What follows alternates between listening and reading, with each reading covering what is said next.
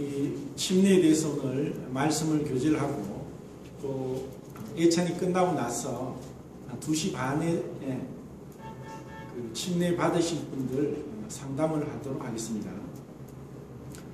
말씀을 들으시고 또 그동안 복음을 들으시면서 침례에 대한 확신이 있고 또 침례를 받아야 되겠다는 분들은 상담을 하고 다음 주에 이 시간에 그 성도님들 앞에서 간증을 하시고 그리고 예찬 끝나고 난 오후 시간에 침례식을 하도록 하겠습니다.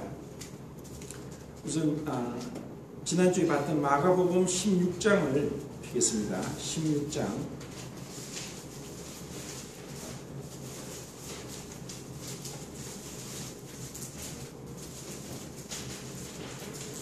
14절부터 보겠습니다.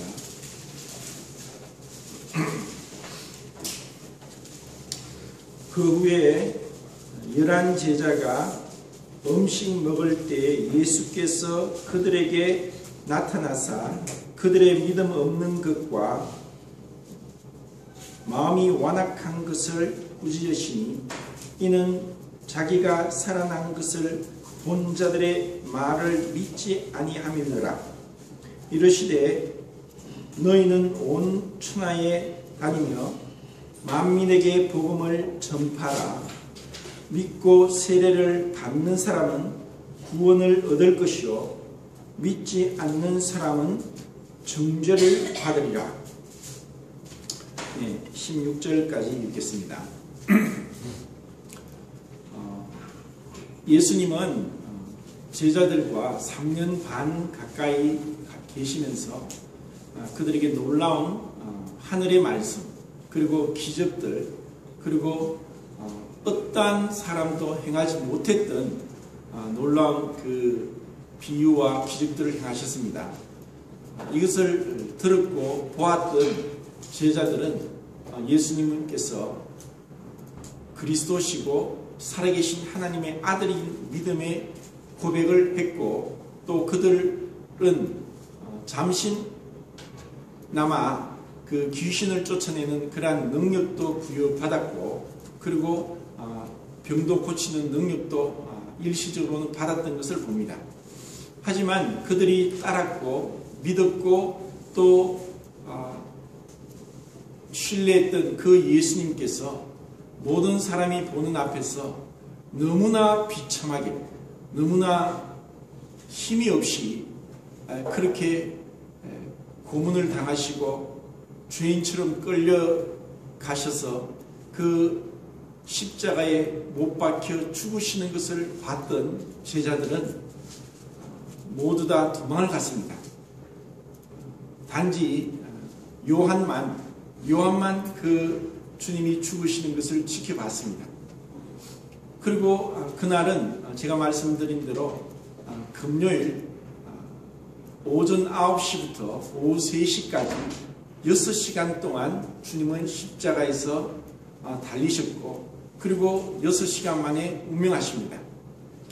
그날 저녁은 오후 6시부터 안식일이 시작되어서 그 다음 날 오후 6시까지 24시간 동안 안식일을 지켜야 됐기 때문에 그들은 안식일 아무것도 하지 않고 오직 집에 있었습니다.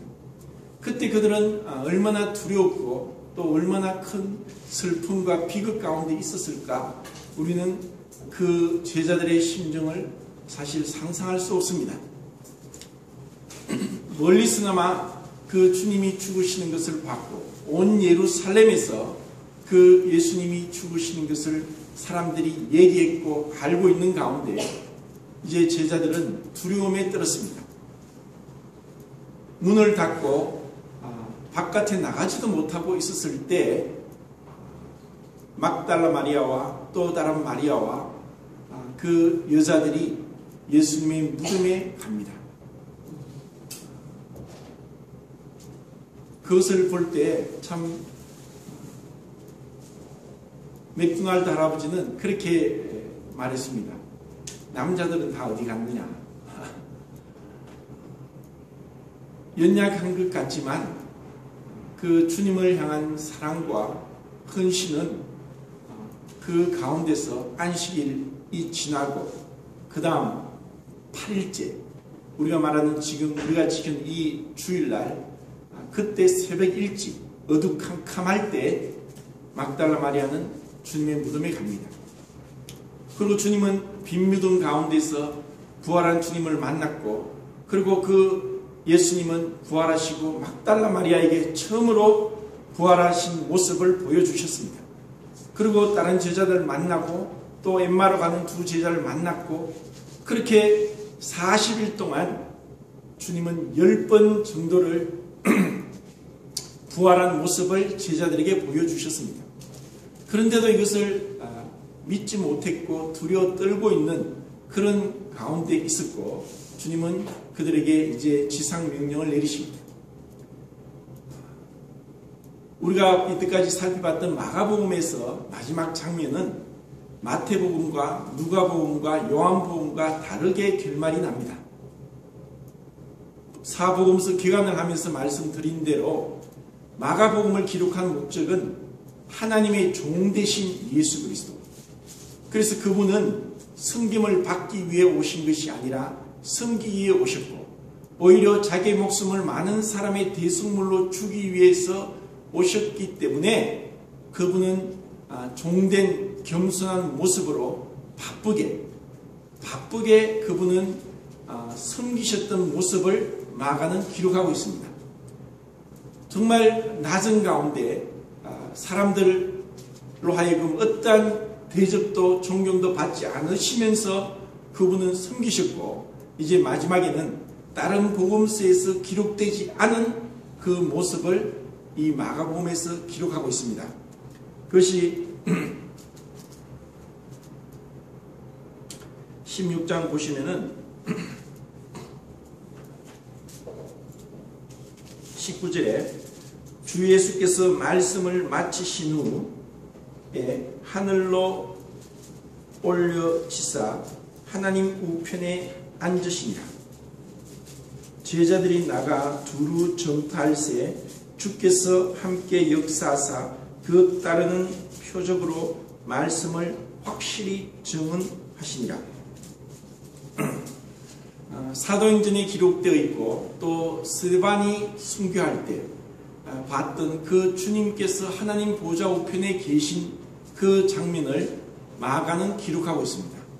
그것은 빌립보서 2장에 나오는 말씀대로 하나님과 동등되시지만 하나님과 동등됨을 취할 것을 여기지 아니하시고 사람의 모양으로 종의 형체를 가져서 십자가에 죽기까지 하심으로 그분께서 가장 낮은 데까지 내려오셨고 그리고 하나님은 그 예수님을 부활하게 하시고 하나님 우편에 앉게 하신 그 겸손에 대한 보답으로 하나님께서 그를 가장 높은 곳에 올리셨다고 하는 것을 마가는 기록하고 있습니다. 하지만 마태복음에서는 볼지어다 내가 하늘과 땅의 모든 권세를 가졌으니 너희는 가서 모든 족속으로 제자를 삼아 아버지와 아들과 성령의 이름으로 세례를 주고 그렇게 말씀하시면서 하늘과 땅의 권세를 가지신 유대인의 왕으로 오셨지만 모든 만왕의 왕이 되신 권세를 가지신 것으로 마태복음 28장의 끝을 내고 있습니다. 누가복음에서는 인자로 오신 사람의 아들로 오심으로 그분께서 우리 사람에게 참으로 주시고자 했던 성령을 주시겠다고 누가복음의 끝을 내고 있습니다. 요한복음에서는 하나님의 아들로 오셨기 때문에 그분이 이제 다시 오실 것에 대한 말씀을 하시면서 요한복음이 끝이 납니다. 이것은 서로 다른 결말을 내고 있지만 다르지 않고 그리고 크신 하나님 네 가지 방면에서 예수 그리스도를 보게 합니다. 이제 예수님이 마가복음에서 종된 삶을 마치시고 하나님 보좌 우편에 앉으시면서 참된 그 존귀와 영광을 취하신 것을 보게 됩니다. 이렇게 성천하시기 전에 주님은 제자들에게 또 당부를 하십니다. 믿고 세례를 받는 자는 구원을 얻을 것이요 믿지 않는 자는 정죄를 받으리라.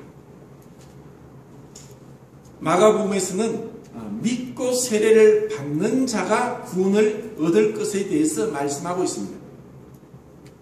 이것을 잘못 해석하면은 믿고 세례를 받아야만 구원을 받는다고 하는 그러한 오해를 일으킵니다.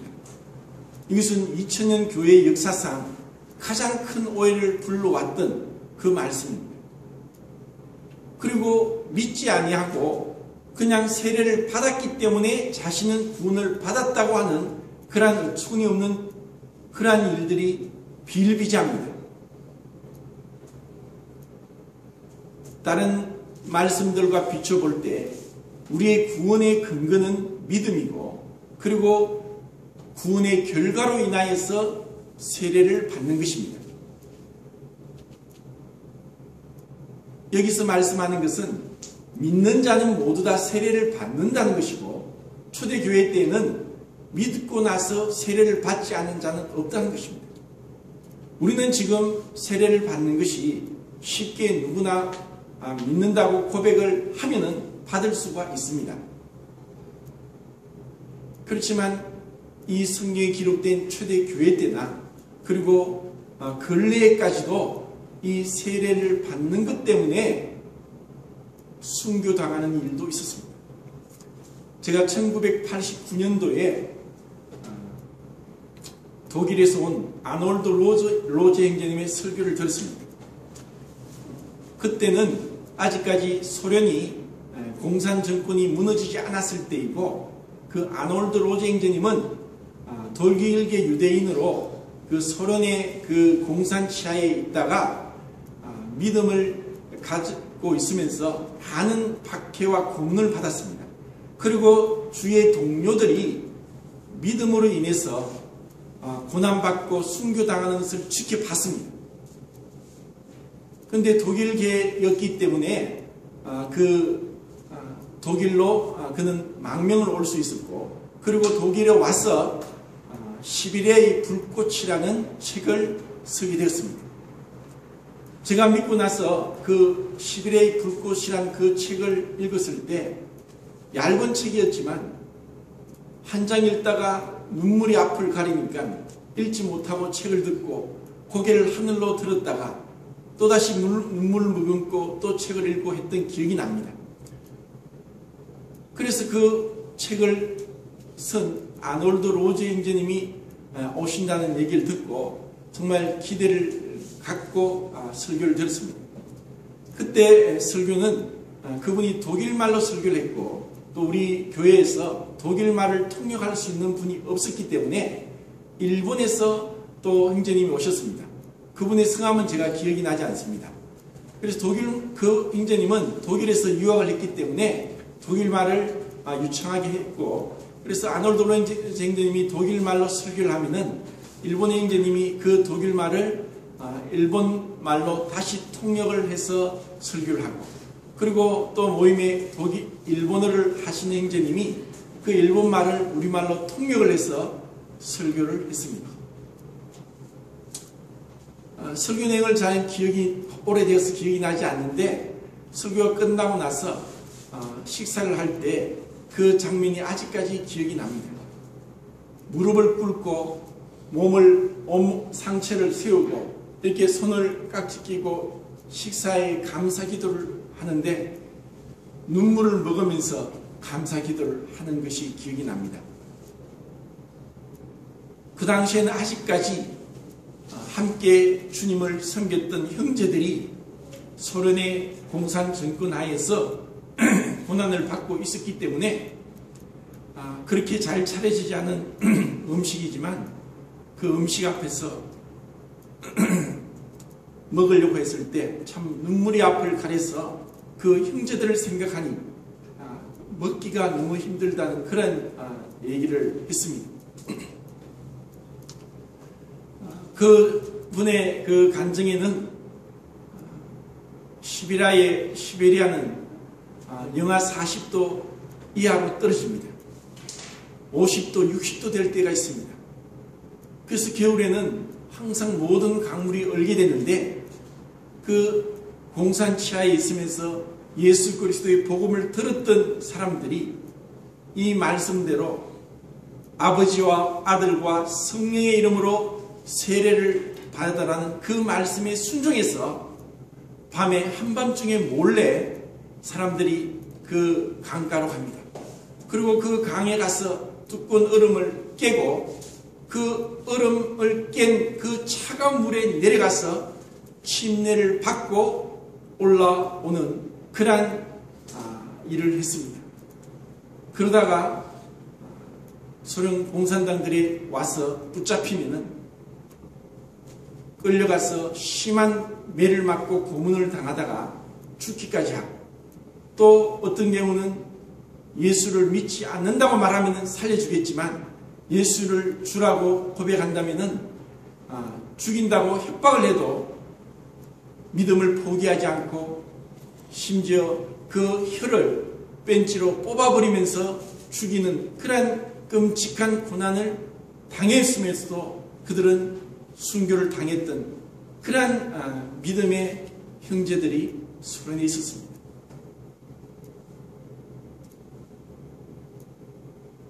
우리는 생각하기를, 아니 예수님을 믿는 것이 그렇게까지 그 고난을 받고 죽기까지 할 정도로 가치가 있는가?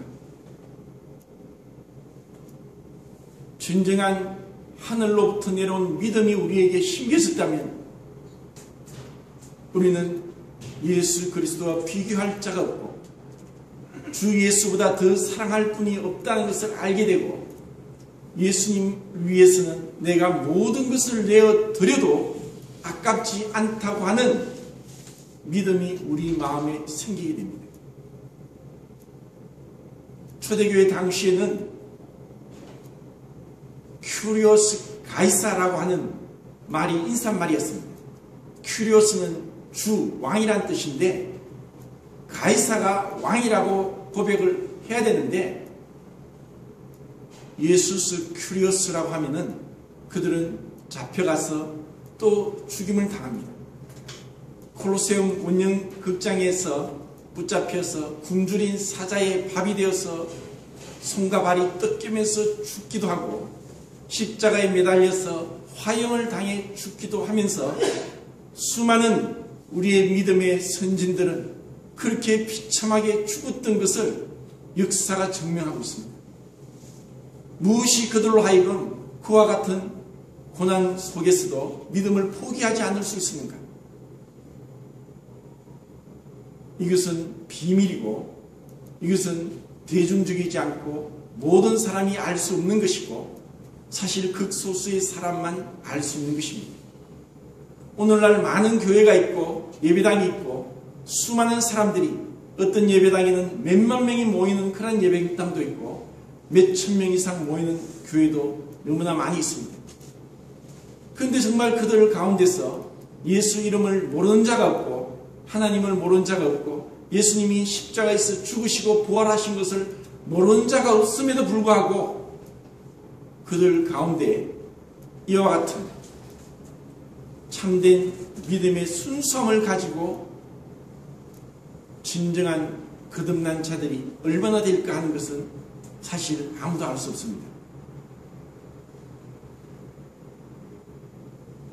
우리는 누구는 또 때로는 제가 신앙생활을 하면서 많은 사람을 침례식을 행할 때 분명히 올바른 신앙 고백을 하고 우리가 알고 있는 정답을 말해서 성도들을 하여금 기쁨을 주고 그리고 아멘이 되게 했음에도 시간이 지났을 때 그들이 다시 세상으로 돌아가 버리는 것을 볼 때 정말 그들이 진정한 믿음을 가질 수 있을까?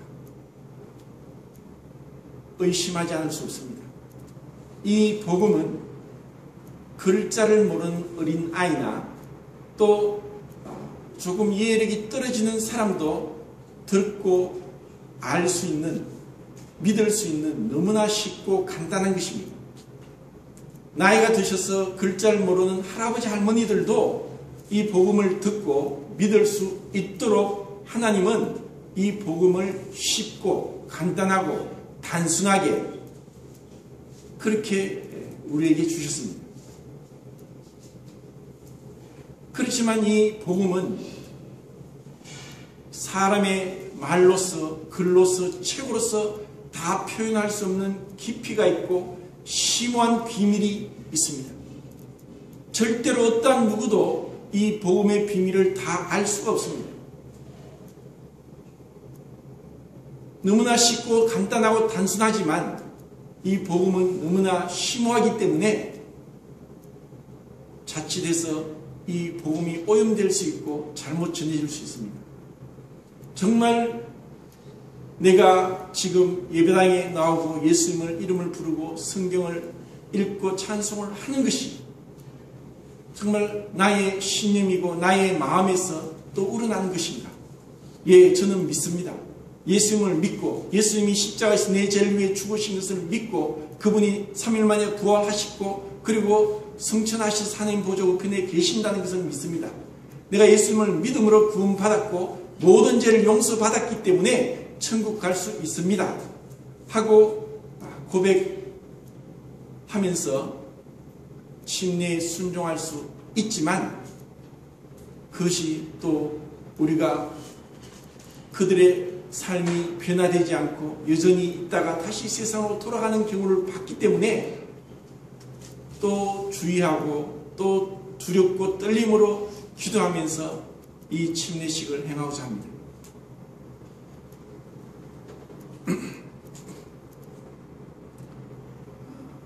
정말 이 복음은 너무나 쉽고 간단하고 단순하기 때문에 신앙 고백을 잘 할 수 있다고 해서 그것이 정말 올바른 믿음이라고 할 수도 없다는 그런 생각이 들고 또 사람들 앞에서 말하기가 쉽지 않고 떨려서 자기가 가지고 있는 믿음을 제대로 표현을 못했음에도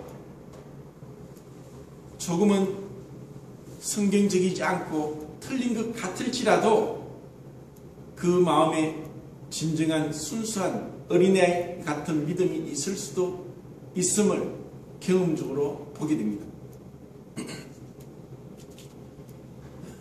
이 세례는 성경에서 보면은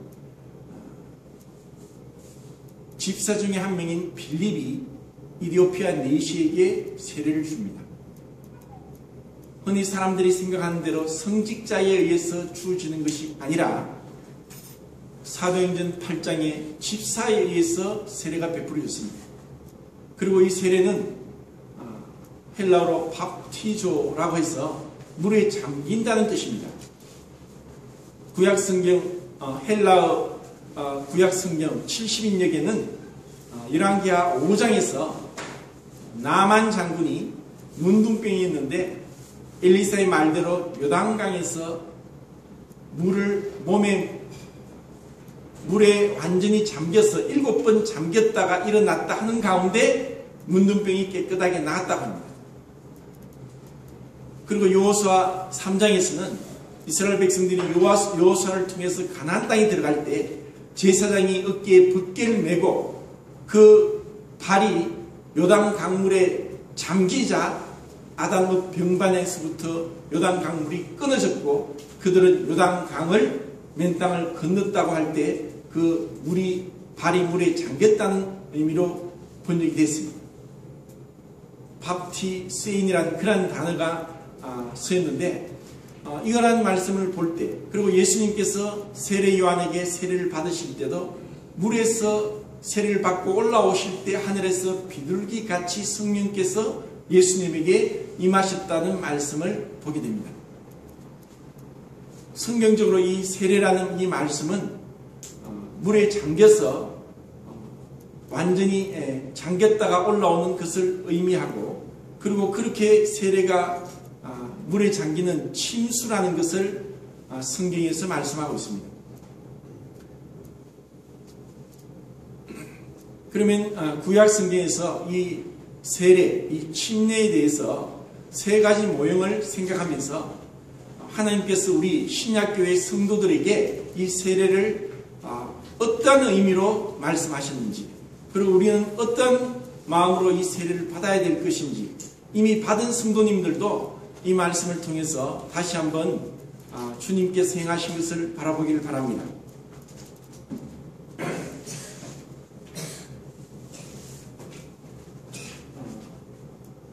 세례는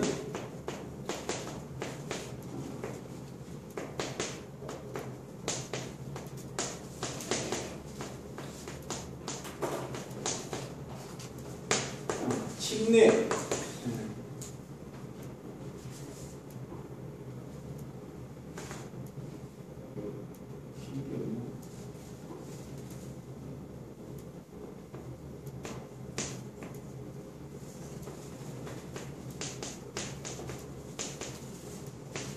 영어로 이제 밥티즘이라고 하는데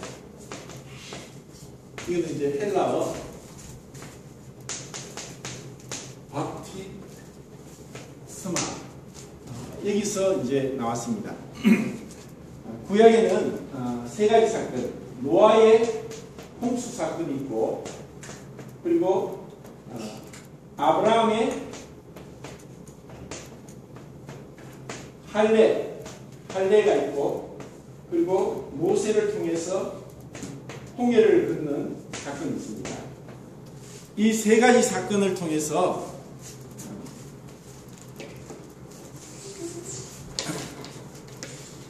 신약교회의 세례의 의미가 명확하게 나타납니다.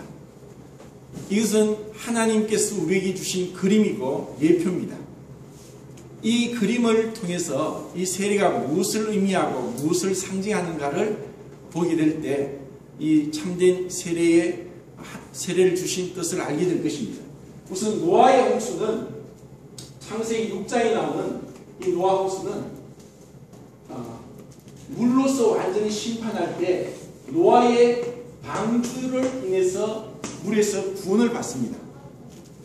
온 세상은 40일 동안 밤낮으로 비가 내리므로 온 땅이 물에 잠기게 될 때 하나님은 120년 전에 노아를 통해서 방주를 짓게 합니다. 그 방주라는 뜻은 그냥 네모 상자를 얘기하는데 배가 아닙니다. 방주에는 노도 없고 닷도 없고 그리고 어떠한 그 방향키도 없습니다. 그냥 네모난 배에 물살이 흐르는 대로 떠내려가지 이 물살을 거스를 수도 없고 닷도 없고 방향키도 없이 돛도 없이 그냥 떠내려가는 거예요.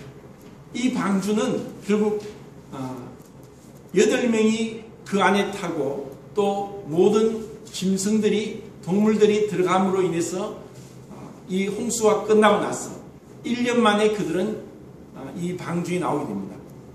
이 노아의 방주는 결국 이 세상이 심판받는 데로부터 구원을 받게 한 것입니다. 이 방주 안에 있음으로 인해서 그들은 구원을 받을 수 있었습니다.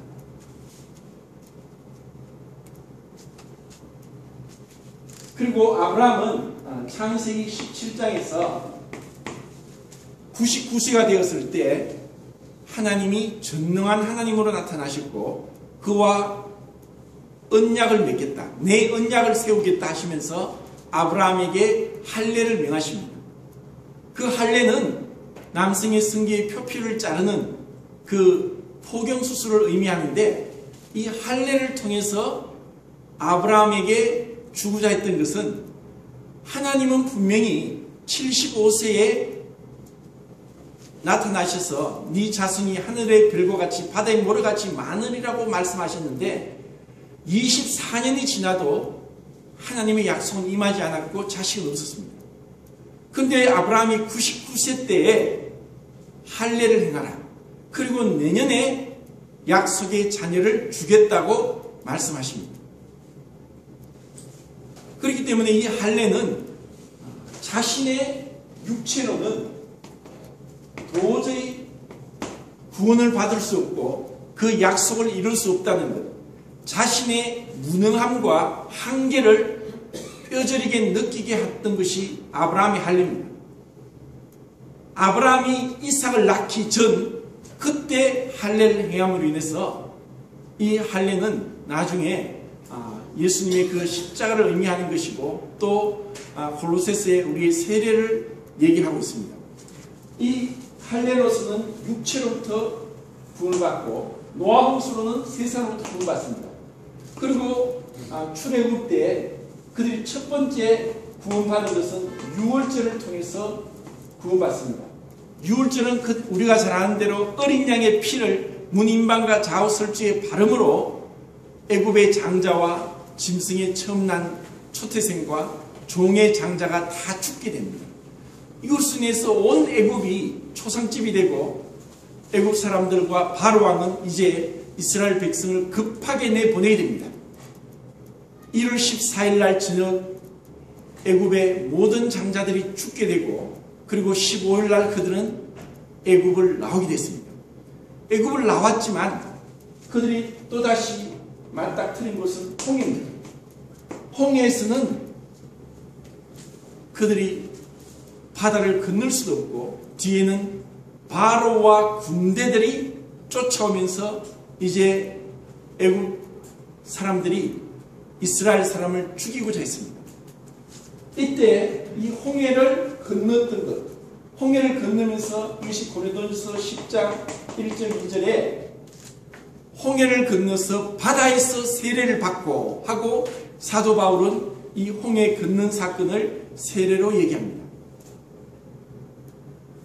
1차적으로 구원받기 위해서 유월절 어린 양의 피로 그들은 애굽을 나왔지만 두 번째 그들은 홍해를 건너기 위해서 하나님의 능력을 의지할 수밖에 없었습니다.